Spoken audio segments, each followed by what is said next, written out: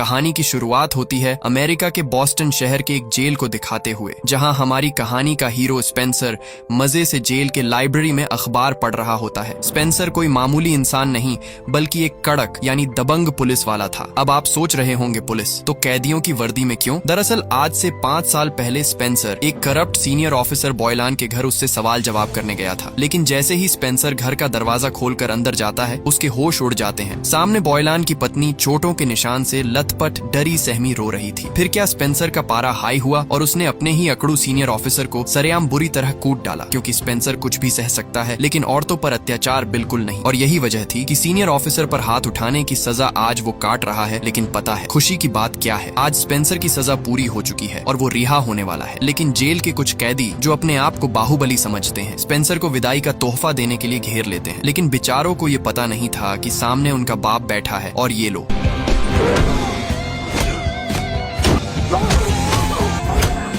Spencer उनकी सारी खुजली मिटाकर एकदम बढ़िया से खातिरदारी करके जेल से बाहर कदम रखता है। जेल के बाहर उसका स्वागत करने के लिए उसका एक पक्का दोस्त और रिटायर्ड पुलिस हेनरी खड़ा था। साथ ही स्पेंसर की सन की एक्स गर्लफ्रेंड भी उसे लेने आ रही थी। लेकिन स्पेंसर अभी उससे मिलने के मूड में नहीं था, इसलिए वो हेनरी से कहता है, भाई यहाँ से तुरंत गाड़ी भगा। हेनरी बिना देरी किए स्पेंसर को अपने पिता के एक खाली पड़े अपार्टमेंट में ले जाता है ताकि वो वहाँ कुछ दिन आराम से रह सके। वहाँ स्पेंसर से मिलने उसका एक और पुराना पुलिस दोस्त ड्रिस्कॉल भी आता है। ड्रिस्कॉल स्पेंसर से पूछता है, तो मित्र नौकरी से हाथ धोने और 5 साल की सजा काटने के बाद आगे आपका क्या करने का इरादा है? स्पेंसर जवाब देता है कि अब बस वो अपनी लाइफ में चिल करेगा। ड्रिस्कॉल कहता है, ठीक है फिर जरूरत पड़ने पर जरूर याद करना, और वो चला जाता है। इसके बाद स्पेंसर अपनी नाराज कुतिया के पास उसे मनाने जाता है, क्योंकि पिछले 5 सालों से वो स्पेंसर के इंतजार में थी। खैर स्पेंसर को लगा था कि वो इस फ्लैट में अकेला रहेगा, लेकिन तभी हेनरी वहाँ एक और हट्टे कट्टे आदमी हॉक को ले आता है। हेनरी बताता है कि हॉक के पिता उसके स्कूल के दोस्त थे और अब हॉक इस दुनिया में बिल्कुल अकेला है और वो भी अभी अभी जेल से छूटा है, इसलिए हेनरी उसकी जिम्मेदारी उठा रहा है। यानी अब स्पेंसर और हॉक को एक ही छत के नीचे रहना था। स्पेंसर के लिए अपना कमरा शेयर करना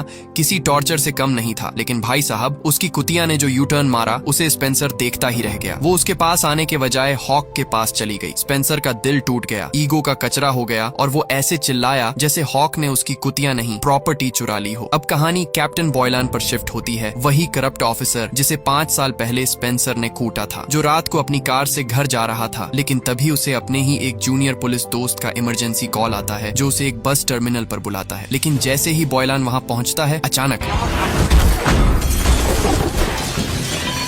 हाँ, ये बॉयलान को फंसाने के लिए उसके अपने ही दोस्त और कुछ गुंडों का बिछाया हुआ जाल था। बॉयलान ने न जाने क्या कांड किया था, लेकिन वो गुंडे बिना कुछ सुने अपनी चाकू निकालते हैं और बॉयलान का काम तमाम कर देते हैं। इसके अगली सुबह पूरा बोस्टन शहर 2 खबरों से दहल जाता है। पहली खबर, कैप्टन बॉयलान की बेरहमी से हत्या कर दी गई है, और दूसरी खबर, बॉयलान के ही उसी जूनियर ऑफिसर दोस्त टेरेंस की लाश उसी वैन के अंदर मिलती है, जिससे पिछली रात गुंडे बॉयलान को मारने आए थे। पुलिस की शुरुआती इन्वेस्टिगेशन की थ्योरी ये थी कि टेरेंस ने ही पहले कैप्टन बॉयलान का मर्डर किया और फिर डर के मारे खुद को गोली मार ली। टीवी पर ये न्यूज़ देख रहे स्पेंसर को अपनी आंखों पर यकीन नहीं होता, क्योंकि वो टेरेंस को बहुत अच्छे से जानता था, जो कि एक ईमानदार पुलिस वाला था और वो ऐसा कभी नहीं कर सकता था। उसी वक्त स्पेंसर से मिलने कोई आता है, जो कि ड्रिस्कॉल और उसका एक दोस्त था। ड्रिस्कॉल यहाँ इन्वेस्टिगेशन करने आया था। वो साफ साफ कहता है कि पुलिस को बॉयलान के मर्डर का शक स्पेंसर पर भी है। ये सुनकर हेनरी कहता है कि स्पेंसर तो पूरी रात यही था। ड्रिस्कॉल कहता है कि वो उसे डरा नहीं रहा बल्कि दोस्त के नाते बता रहा है। लेकिन स्पेंसर को इसकी असली वजह पता थी कि सारे करप्ट ऑफिसर उससे नाराज है और बस अपना गुस्सा निकाल रहे हैं। इस केस की अजीब सी बू सूंघकर स्पेंसर चुप तो नहीं बैठने वाला था। भले ही वो सस्पेंड हो चुका है, लेकिन था तो एक पुलिस वाला ही।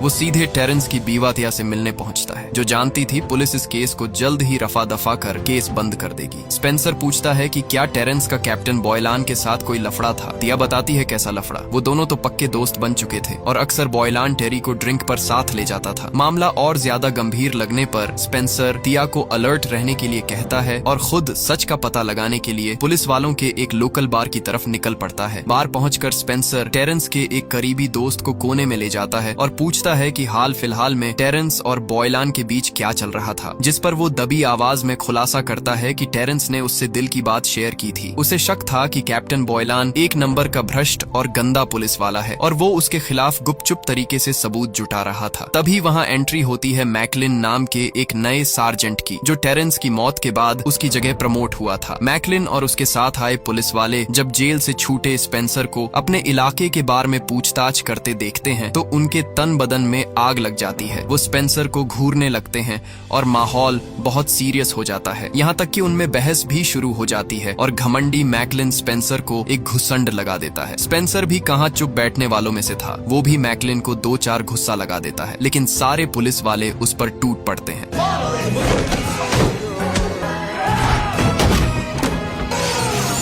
बार में फुल प्लेट लाद घूंसे खाने और बाहर फेंके जाने के बाद हमारे हीरो स्पेंसर की नजर अचानक बार के सामने वाली दुकान पर लगे सीसीटीवी कैमरे पर पड़ती है। वो सच जानने के लिए दुकान के मालिक के पास जाता है, लेकिन जब सीधे उंगली से घी नहीं निकल पाता तो स्पेंसर टेर ही उंगली करता है। वो दुकान वाले को बिना बताए उसका पूरा सीसीटीवी का हार्ड डिस्क ही उड़ा लेता है। अब इस मर्डर केस के मामले को समझने के लिए वो हॉक से मदद मांगता है और जब वो उस रात के फुटेज को चेक करते हैं तो भाई लोग एक बहुत बड़ा सुराग हाथ लगता है। मर्डर वाली रात टेरेंस उस बार से बाहर निकलता है और एक पीले रंग की सुपरकार में बैठ जाता है जिसका मालिक कोई और था। रही बात टेरेंस की अपनी ब्लू वैन की, तो उसे कोई दूसरा शख्स चला रहा था जो उस पीली कार का पीछा कर रहा था। स्पेंसर को शक था कि ये दोनों गाड़ियां सीधे उसी बस टर्मिनल पर गई होंगी जहां बॉयलान की लाश मिली थी। स्पेंसर बिना एक पल गंवाए सीधे क्राइम सीन पर छानबीन करने पहुंच जाता है। ये तो सच था कि बॉयलान की कार को टेरेंस की ही वैन ने ठोका था, लेकिन उसे चला कोई और रहा था क्योंकि टेरेंस तो पीली कार में था। स्पेंसर समझ जाता है कि ये पूरा खेल पहले से फिक्स था, यानी पहले बॉयलान का मर्डर, फिर टेरेंस का मर्डर और पूरा इल्जाम टेरेंस पर मरने के लिए ये साजिश रची गई थी। तभी स्पेंसर को वहाँ जमीन पर चबाया हुआ एक टूथपिक मिलता है। स्पेंसर तुरंत समझ जाता है कि टूथपिक चबाने की ये गंदी आदत किसकी है।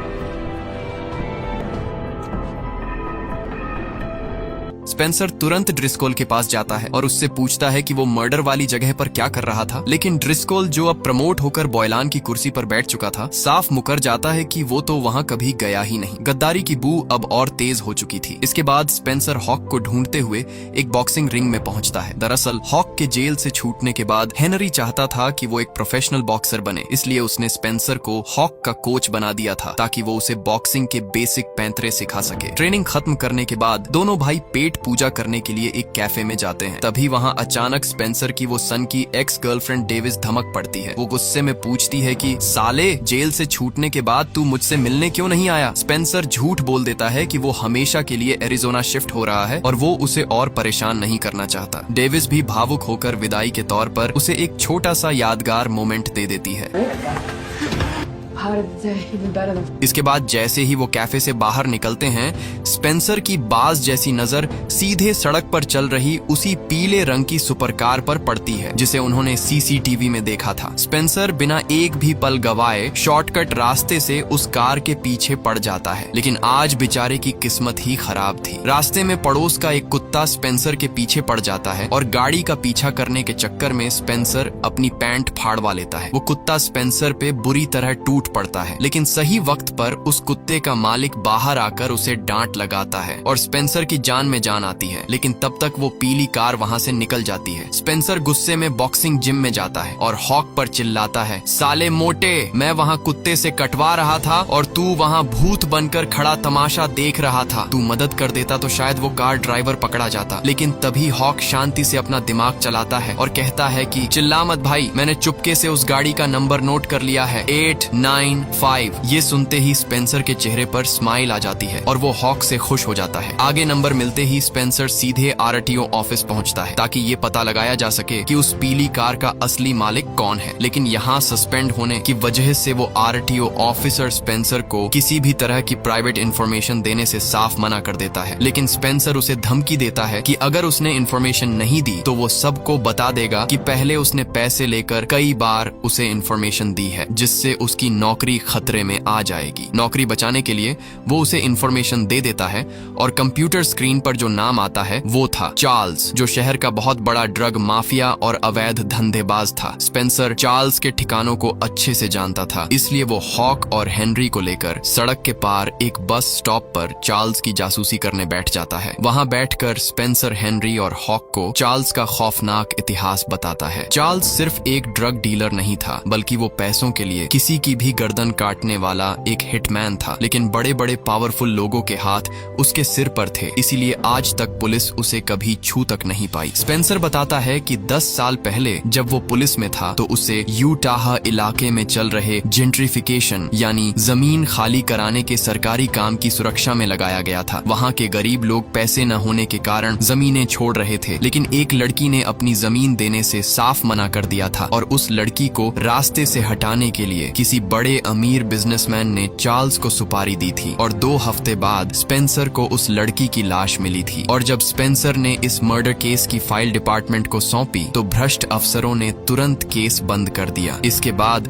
स्पेंसर ने अकेले जांच की तो उसे एक सीसीटीवी फुटेज मिला जिसमें चार्ल्स के 3 गुंडे साफ साफ उस लड़की का मर्डर करते दिख रहे थे। लेकिन जब वो ये सबूत लेकर बॉयलान के पास गया तो बॉयलान ने हंसते हुए कहा कि ये वीडियो एडिटेड है, चुपचाप जमीन खाली कराने के काम पर ध्यान दो। इस सड़े और बिके हुए सिस्टम को देखकर स्पेंसर का खून खौल गया था। वो सीधे बॉयलान के घर पहुंचा था और जैसा कि आप जानते हैं उसने बॉयलान को इतना कूटा कि खुद 5 साल के लिए जेल चला गया। अब जब ये साफ हो चुका था कि पुलिस के बड़े अफसर चार्ल्स के काले धंधे में पार्टनर हैं, ये सब जानकर स्पेंसर, हेनरी और हॉक एक कसम खाते हैं कि अब वो कानून के भरोसे नहीं बैठेंगे। वो अपने तरीके से मासूम टेरेंस का नाम साफ करेंगे और इन गद्दारों की लंका लगाएंगे। हॉक तो गुस्से में चार्ल्स की सबसे पसंदीदा कार की टायर ही पंचर कर देता है। इसके अगले दिन स्पेंसर साई की तरह चार्ल्स का पीछा करने लगता है। पीछा करते करते स्पेंसर एक ऐसी जगह पहुंचता है जहां उसके होश उड़ जाते हैं। चार्ल्स की मुलाकात किसी और से नहीं बल्कि मैकलिन से हो रही थी, वही सार्जेंट जो टेरेंस की जगह प्रमोट हुआ था। मैकलिन चुपके से चार्ल्स से नोटों से भरा एक बड़ा बैग लेता है। ये सीधे सीधे ड्रग्स और करप्शन की रिश्वत का पैसा था। लेकिन कहानी में असली ट्विस्ट तब आता है जब वहां स्पेंसर की मुलाकात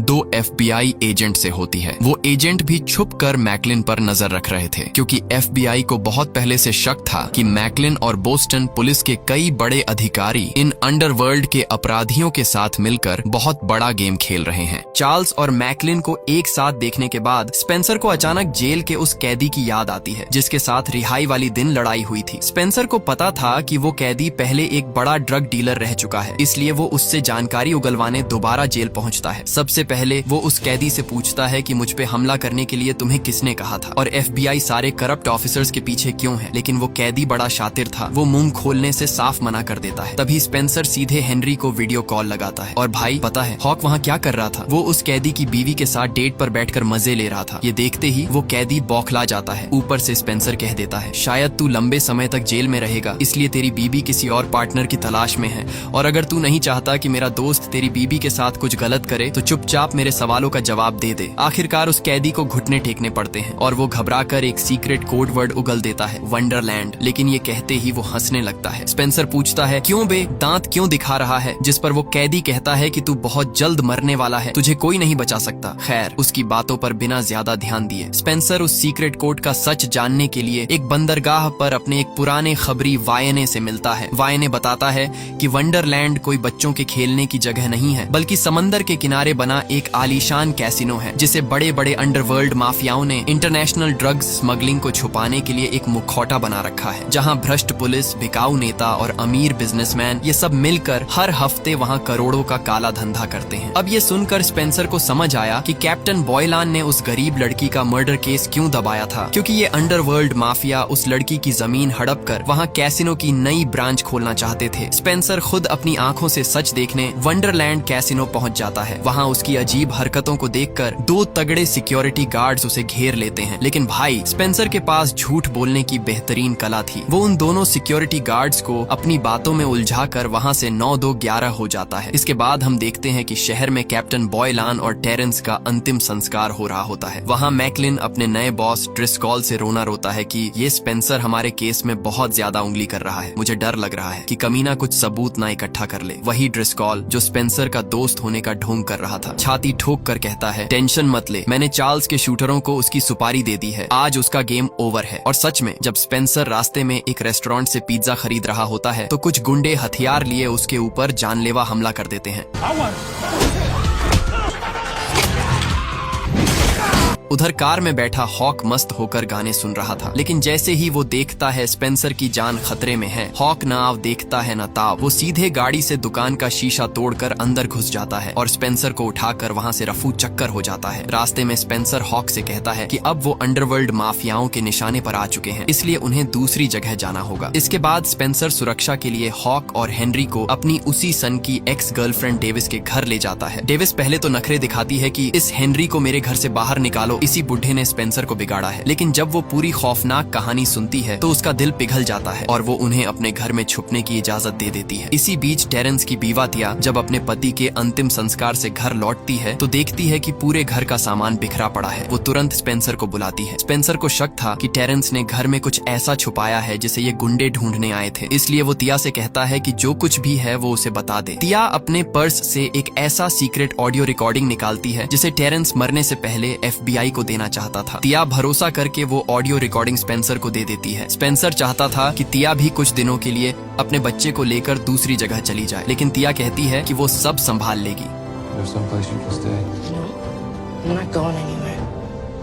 इसके बाद जब स्पेंसर उस रिकॉर्डिंग को प्ले करता है तो पूरे स्कैम का पर्दाफाश हो जाता है। रिकॉर्डिंग में टेरेंस, जो कि एक ईमानदार पुलिस वाला था, अपने सीनियर बॉयलान को इस दलदल से बाहर निकलने की सलाह देता है। टेरेंस कहता है कि वो बॉयलान को एक नई जगह नौकरी दिला देगा, बस बॉयलान इस काले धंधे से जुड़े सब करप्ट ऑफिसर और बाकी लोगों का नाम बता दे। बॉयलान मान जाता है और बताता है कि वंडरलैंड का पूरा धंधा चार्ल्स संभालता है। चार्ल्स के ऊपर मैकलिन है और इन दोनों का असली बाप कोई और नहीं बल्कि ड्रिस्कॉल है। लेकिन इससे पहले कि टेरेंस ये रिपोर्ट FBI को सौंपता, ड्रिस्कॉल को भनक लग गई और यहाँ पर सबसे बड़ा खुलासा होता है। टेरेंस और बॉयलान को मारने वाला कोई गुंडा नहीं बल्कि खुद ड्रिस्कॉल था। सच जानने के बाद स्पेंसर सीधे ड्रिस्कॉल से अकेले मिलने जाता है और सबूत दिखाते हुए कहता है, तू मेरा पुराना दोस्त रहा है, इसलिए तमीज से कह रहा हूँ कि FBI के सामने सरेंडर कर दे। लेकिन ड्रिस्कॉल पर तो करोड़ों के काले धन का नशा चढ़ा था। वो हंसते हुए स्पेंसर को ही धमकी दे देता है कि अपनी खैर मना स्पेंसर, अभी तक तू जिंदा है। स्पेंसर बिना बहस किए सीधे ऑडियो रिकॉर्डिंग लेकर FBI एजेंट के पास जाता है, लेकिन वो एजेंट हाथ खड़े कर देते हैं कि भाई, ये बड़ी मछलियां कोर्ट में इस ऑडियो को एडिटेड साबित कर देंगी,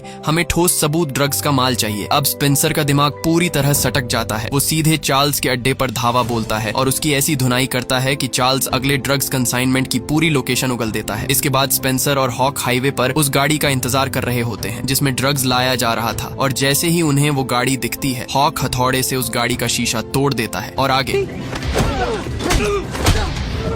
दोनों गुंडों को कूटने के बाद स्पेंसर ड्रग्स से भरा पूरा ट्रक ही चुरा लेता है और उसे डेविस के गैराज में छुपा देते हैं। उनका प्लान था कि सुबह सीधे FBI को बुलाकर माल और चार्ल्स को उनके हवाले कर देंगे, लेकिन तभी एक और मुसीबत आ जाती है। घर से बूढ़े हेनरी का अपहरण हो चुका था। ड्रिस्कॉल का फोन आता है और वो धमकी देता है, अगर हेनरी को जिंदा देखना चाहते हो तो हमारा पूरा माल लेकर वंडरलैंड कैसिनो आ जाओ, वरना बुढ़े की लाश मिलेगी।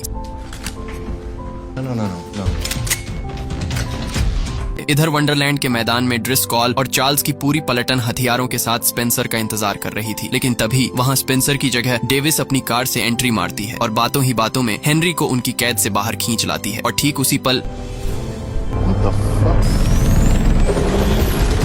स्पेंसर और हॉक एक 18 व्हीलर विशाल कंटेनर ट्रक लेकर आते हैं और माफिया की गाड़ियों के परखच्चे उड़ा देते हैं। ड्रिस्कॉल डर के मारे गोदाम की तरफ भागता है। स्पेंसर भी उसका पीछा करते हुए गोदाम के अंदर चला जाता है, लेकिन चार्ल्स के गुंडे स्पेंसर का रास्ता रोक लेते हैं। तभी हमारा हट्टा कट्टा हॉक अपनी ताकत दिखाता है और स्पेंसर से कहता है, तुम आगे बढ़ो भाई, इन फटीचरों को तो मैं अकेले ही कूट दूंगा। हॉक अकेले ही पूरी पलटन को गाजर मूली की तरह काटने लगता है। अब आमने सामने थे स्पेंसर और ड्रिस्कॉल। स्पेंसर इस गद्दार को इतनी आसानी से मौत की नींद नहीं सुलाना चाहता था। वो अपनी गन फेंक देता है और ड्रिस्कॉल को एक सच्चे मर्द की तरह 1-on-1 फाइट के लिए ललकारता है। दोनों के बीच लात घूंसों की बरसात होती है और आखिरकार स्पेंसर ड्रिस्कॉल का थोबड़ा तोड़कर उसे वहीं ढेर कर देता है। वो वंडरलैंड के पूरे गैंग को उसी चुराए हुए ड्रग्स के माल के साथ बांधकर FBI के हवाले कर देता है। कोर्ट और FBI इन सभी गुनहगारों को कड़ी से कड़ी सजा सुनाती है। नेशनल टीवी पर खबर चलने लगती है कि शहीद टेरेंस कोई कातिल नहीं बल्कि एक सच्चा और ईमानदार देशभक्त पुलिस वाला था। टेरेंस का नाम पूरी तरह साफ हो जाता है। कहानी के अंत में स्पेंसर, हॉक, हेनरी और डेविस एक कैफे में बैठकर इस शानदार जीत का जश्न मना रहे होते हैं। तभी टीवी पर एक और भ्रष्ट पुलिस वाले की खबर आती है और स्पेंसर की आंखों में फिर से वही इंसाफ वाली चमक दिखाई देती है। और इसी के साथ आज की हमारी ये कहानी यहीं खत्म होती है। तो दोस्तों, अगर आप यहाँ तक वीडियो को देख चुके हैं और आपने अभी तक एक कमेंट भी नहीं किया तो क्या कर रहे हैं, एक प्यारा सा कमेंट करके ही जाइएगा। दोस्तों, मिलते हैं जल्द। Take care, bye bye.